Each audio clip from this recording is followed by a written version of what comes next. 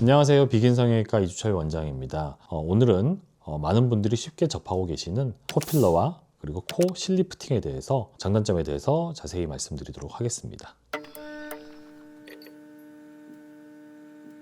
코필러는 보통은 콧대 위주로 삽입을 하죠. 삽입을 해서 코 자체의 볼륨을 증가시키는 그런 시술이 되겠습니다. 코끝에 필러 같은 경우는 이게 아무래도 염증이라든지 아니면 혈관 문제가 생겼다 하면은 뭐 코끝 자체가 괴사를 해버린다든지 하는 그런 위험한 상황이 생길 수 있기 때문에 보통은 코끝보다는 콧대에 좀 더 필러를 많이 삽입을 하고 계시죠. 이 코 필러의 장점은 뭐 넣자마자 바로 즉각적으로 효과를 볼 수 있다, 그리고 간단하다라는 부분이 될 겁니다. 그래서 이 중요한 약속이라든지 촬영이라든지 이런 부분을 앞두고서 좀 더 정돈된다, 내지는 뭐 예뻐지고 싶다 해서 잠깐 뭐 짬을 내서 맞으시곤 하죠.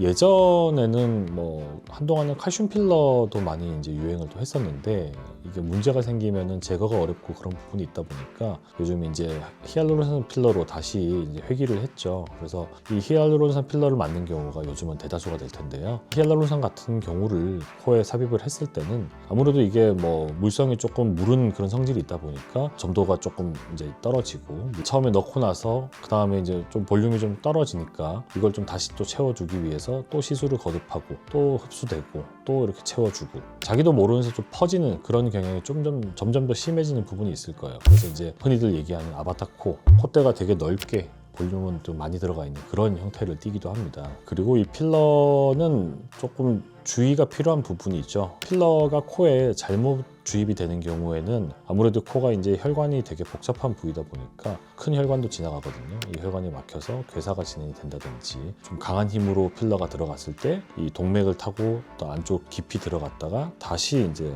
뭐 눈동맥으로 들어가서 망막동맥이 막힌다든지 뭐 이런 부분이 생기면 실명을 하는 경우도 있습니다. 그래서 아무래도 이런 시술에는 굉장히 주의를 요할 필요가 있습니다. 따라서 이 전문의하고 좀 더 심도 있는 상의를 하고 진행을 하는 것이 좋습니다.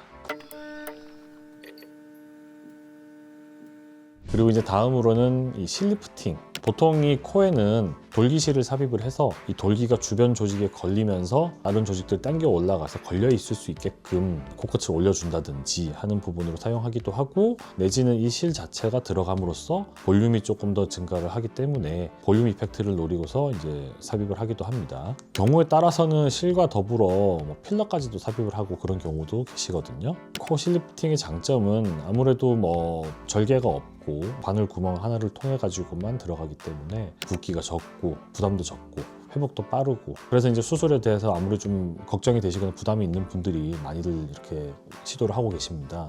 하지만 안쪽에 뭐 연골의 상태가 많이 바뀐다든지 뭐 그런 건 아니겠죠. 구조적인 변화가 있는 건 아니기 때문에 시간이 지나면은 아무래도 원래대로 돌아오는 그런 부분을 우리가 생각할 수밖에 없겠죠.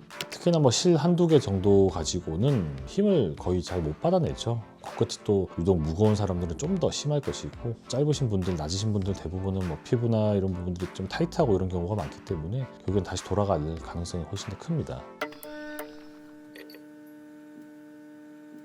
단기적으로는 굉장히 효과적이고 좋은 시술로 보실 수 있으실 텐데요. 결국에는 돌고 돌아서 코 수술을 하러 이제 오시는 경우가 많거든요. 시술로는 이렇게 확실하게 변화를 한다 이런 부분, 내지는 뭐 정확하게 디자인을 뭐 한다 뭐 이런 부분에서 좀 어렵기 때문에 어떻게 하는 게 이제 과연 그럼 현명한 선택이냐라는 부분을 이제 생각을 해봐야 될 텐데, 그래서 아무래도 뭐 코 성형 자체도 또 부작용에서 그렇게 자유로울 수는 없기 때문에 뭐 수술이 부담스러운 분들한테 성형을 하는 것만 어떻게 일방적으로 저희가 뭐 할 수는 없겠죠. 그럼에도 불구하고 저희가 이제 확실하게 좀 말씀을 하나 드리고 싶은 거는, 가까운 시간 내에 어떤 뭐 계획을 잡고 계신다라든지 고민을 좀 하고 계신다 이런 분들은 글쎄요, 굳이 뭐 하시는 거는 저는 권유는 안 할 것 같아요. 특히나 이제 이 필러 시술을 받으신 분들은 안 녹는 종류 같으면 수술하면서 들어가서 이제 제거도 해야 될 수도 있겠고, 녹는 것 같은 경우에도 이제 수술 전에 일단 녹이고 진행을 하게 되거든요. 문제는 이게 녹이는 주사로 통해서 하든지 아니면 실제로 열고 들어가서 박리를 하고 제거를 하려고 하든 간에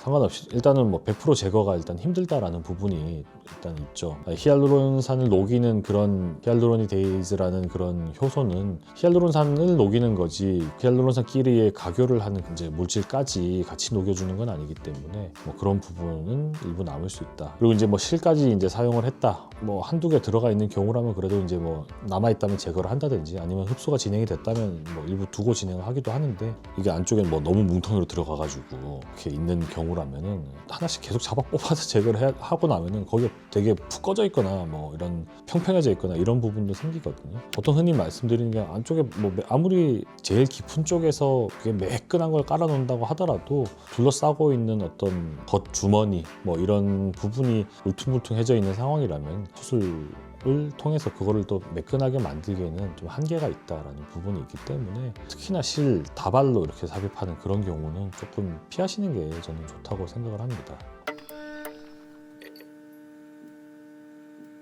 정말 라이트하게 진짜 뭐 조금만 손대면 되는 경우라면은 이 실필러가 도움이 될 수는 있겠지만은 또 모양적인 뚜렷한 변화를 개선을 원한다면은 뭐 수술 자체가 아니고서야 사실 좀 힘들다라고 봐야 되겠죠. 네, 결국 이 어떤 시술이든 수술이든 잘 알아보고서 이게 정말 나한테 필요한 건지 이것만 하면 되는 건지 아니면 이걸로 할 수 있는 부분인 건지 아니면 다른 부분을 해야 되는 건지 뭐 적합한 건지 뭐 이런 부분을 파악을 하는 게 굉장히 중요한 부분이 되겠죠. 그런 부분을 파악을 하기 위해서는 시술이나 혹은 수술 전에 뭐 전문의들과 꼭 상담을 하시고 진행을 하시는 게 중요한 그런 단계가 될 겁니다.